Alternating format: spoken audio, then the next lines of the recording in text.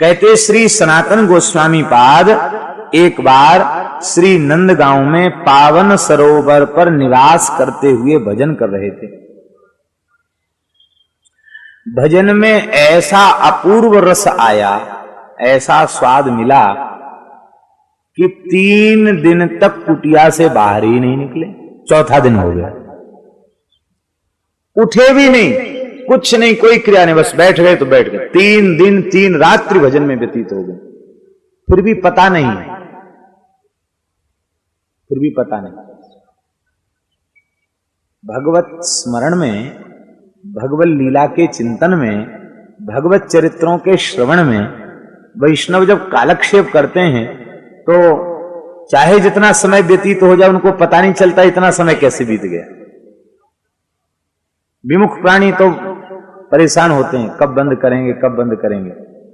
पर जो प्रेमी जन रसिक जन हैं उनको क्या करें, वो तो शरीर धर्म आड़े आ जाता है।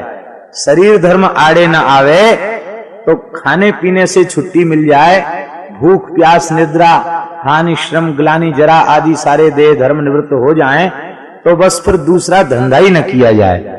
दिन भर कहो और दिन भर सुनो, रातों दिन कहो रातों दिन सुनो, दूसरा काम नहीं।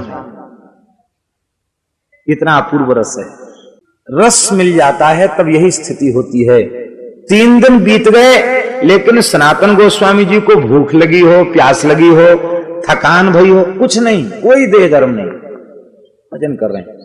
चौथे दिन श्री ठाकुर जी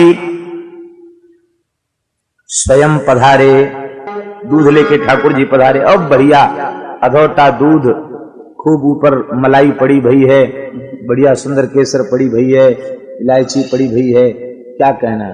स्वामी जी घूट ले रहे हैं, कितनी सुंदर। और फिर ठाकुर जी लेके आ रहे हैं अपने कर कमल से। तो आप उसके कहे कि हमारे बाबा ने हमको भेजो है। किस लिए भेजो है? बोले यहाँ पावन सरोवर पे एक बाबा रहे, बड़े भजनानंदी हैं, कोई मधुकुरी मांग वे उनाए जामे। तो हमारे बाबा ने कही है कि बिन बाबा को ले जाके दूध पिवाया हो। दूध लेके आए हैं। आहा, ऐसा किशोर स्वरूप, ऐसी पगड़ी, ऐसी मीठी वाणी कि आप तो ठगे से रह गए। थोड़ी देर में धैर्य धारण करके श्री सनातन गोस्वामी जी ने कहा कि तुम कहाँ रहो?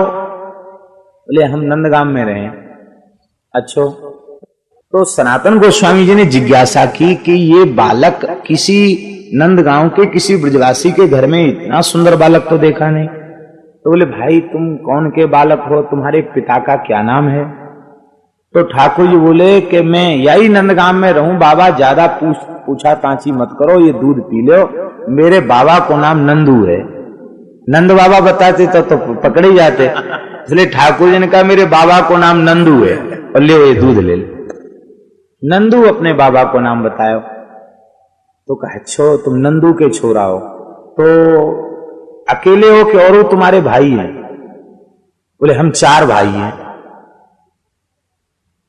आप लोग कहेंगे ठाकुर जी झूठ बोले, 2 ही भाई तो 4 भाई कैसे बताए? तो ठाकुर जी ने 4 भाई इसलिए बताए कि हम ब्रज में 4 स्वरूपों में विराजमान हैं, श्री हरदेव, श्री बलदेव, श्री गोविंदेव और श्री केशवदेव। इस वो चारों के पीछे देव लगा है, तो ये देव संबंध से 4 भाई हो गए। बोलो वृंदावन बिहारी लाल की। संबंध से संबंधी हो जाते हैं तो देव लगने से भाई क्यों नहीं हो जाएंगे? देव लग गया इसलिए भाई हो गए। हरदेव, बलदेव, केशवदेव, गोविंदेव, सबके पीछे देव लगा है, इसलिए 4 भाई हो गए। तो देव संबंध से भाई क्यों नहीं हो सकते? और भाई तो है ही है, क्योंकि हरिदेव और बलदेव तो दाऊ दादा के नाम है।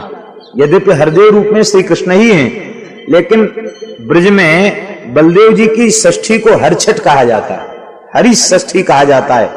ये हरि षष्ठी है, बलदेव जी का भी नाम हरि है, इसलिए बलदेव और हरिदेव 2 नाम दाऊ दादा के और श्री गोविंदेव और केशवदेव 2 नाम ठाकुर जी के। इस भाव से भी भाई हैं, का हम 4 भाई हैं। और बाबा अब हमें जल्दी जानो है, गैया घेरूं, गैया चराऊं, विलंब है जाएगा। मोए अपनी गैयन पे जान दो, ले दूध पी लीजो, कह के ठाकुर जी चले गए। आपने जैसे ही दुग्ध का पान किया, आहा, कहते दुग्ध का पान करते ही आप प्रेम समाधि में, भाव समाधि में निमग्न हो गए और विचार करने लगे कि दूध तो अनेकों बार पिया गया है, कोई आज अनोखा दूध नहीं पिया। पहली बार तो दूध नहीं पी रहे हैं, लेकिन ऐसा अपूर्व स्वाद। महात्मा बड़े विचित्र होते हैं। एक महात्मा पंगत करते करते अमरस मुंह में भर लिए, अब निगले नहीं। लोगों ने कहा महाराज क्या कर रहे हो, निगल लो इसको। बहुत देर बाद निगले, तब उन्होंने कहा करे तुमने निगलवा दिया। गले के नीचे उतरने के बाद तो स्वाद रह ही नहीं जाता है, तो जब तक मुंह में है तब तक अनुभव तो कर लें कितना बढ़िया अमरस है। गले के नीचे उतरने के बाद स्वाद नहीं रह जाएगा। सुदामा कुटी की ही घटना। महात्माओं के तरह तरह के विनोद होते हैं। अब तो पी गए दूध पूरा, लेकिन अब आश्चर्य है कि अच्छा,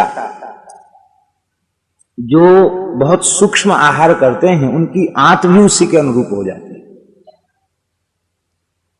कमोरी भर के दूध पी गए सनातन गोस्वामी जी, लेकिन ऐसे लगता है कि और पिए, तृप्ति अतृप्त है, व्याकुल हो गए, प्रेम का नशा छा गया। और जब प्रेम का नशा छा गया तो आपके मन में आया कितना सुंदर बालक था, बार बार वही ध्यान आवे, कितना सुंदर बालक था, कितना मीठा बोलता था। और अपने पिता का नाम नंदू बताया, 4 भाई बताए। अरे हम तो ये पूछने ही भूल गए कि उसका उन 4 में से वो कौन सा था, ये तो हमने पूछा ही नहीं। तो चलें उस बालक को देखे बिना चैन नहीं पड़ रहा है, चलें उस बालक के एक बार दर्शन तो कर लें। अब दर्शन करने जैसे ही आगे बढ़े हैं, नंदगांव में पहुंचे। नंदगांव, पावन सरोवर और नंदगांव में क्या दूरी है?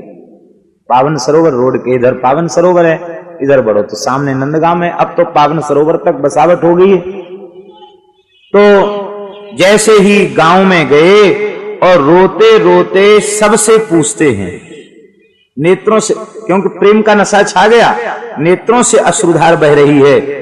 और हर घर में जा जा करके पूछते हैं, गए ग्राम बूझी घर, घर घर घर बूझी। हर घर में जाकर पूछते हैं, एक एक, और एक एक घर में कई कई बार जाकर पूछते हैं। हरि पे न पाए, ये पूछते हैं, भैया बुरा मत मानियो, तुम्हारे कितने लाला हैं? कोई कहे 1, कोई कहे 2, कोई कहे 3, कोई कहे 4। अच्छा दिखाओ। देखते कहते ये ना है, आगे बढ़ जाते। कई बार प्रातःकाल ठाकुर जी दूध की भिक्षा देके गए हैं, मधुकरी देके गए हैं, और पूरे दिन नंदगांव की ही प्रदक्षिणा सनातन गोस्वामी जी करते रहे। हर ब्रजवासी के घर में जा जाकर पूछते रहे, कहां हैं, कहां हैं, कहां। ठाकुर लीला करके ऐसा ही काम करते हैं। श्री ठाकुर जी लीला करते हैं और उस काल में पता नहीं कौन सी ऐसी सम्मोहनी विद्या लेके आते हैं, तो उस काल में वो भक्त बिल्कुल कुछ कर ही नहीं पाता है, जड़वत हो जाता है। और जब चले जाते हैं लीला करके, तब उसे होश आता कि अरे ऐसा था, ऐसा हो गया।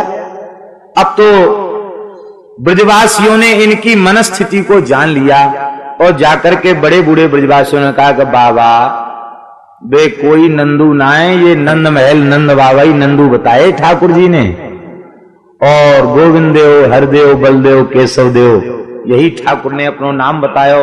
बोलो भक्त वत्सल भगवान की।